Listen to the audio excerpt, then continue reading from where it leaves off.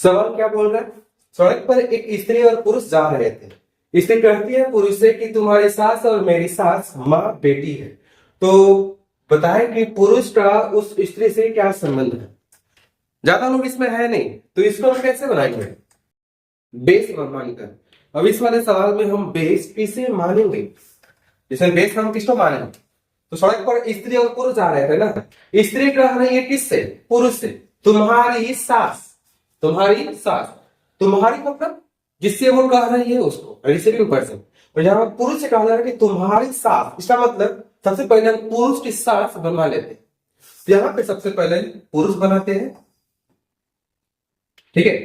पुरुष की सास किसे बोलेंगे? इसकी पत्नी की मां को। यानी यहाँ पे इनका जिनसे शादी हुआ होगा, इनकी पत्नी यहाँ पे होंगी और इनकी जो माँ होगी, इनकी माँ यहाँ पे इनकी जो माँ है, ऐसे ये क्या है? इनकी सास है।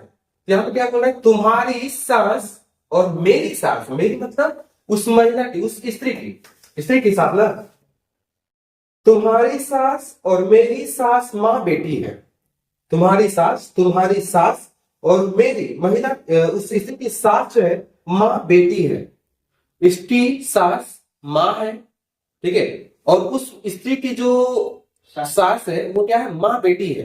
तो माँ बेटी है तो माँ ऊपर हो रही और बेटी नीचे हो रही। तो यहाँ पे क्या होता है? ये माँ है, यहाँ पे इसको हम बेटी मान लेते हैं, बेटी मान लेते हैं। अब इस पुरुष की पत्नी को जो है वो स्त्री सास बोल रही है। तो इसको जो सास वो कैसे बोल रही होगी? इसकी जो लड़की होगी, लड़की नहीं बल्कि इसका बेटा, इसका जो बेटा आया होगा, हाँ, इसका तो ये मान लीजिए पुत्र होगा। तो पुत्र का जिससे शादी हुआ होगा ना, वही स्त्री है।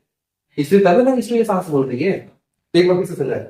पुरुष की सास और मेरी सास माँ बेटी है। क्लियर हो गया? यहाँ पर रिलेशन तो आ गया। अब इसमें जो है टर्म जो इस्तेमाल किया है, एक स्त्री और पुरुष, स्त्री यहाँ पे है और पुरुष यहाँ पे है।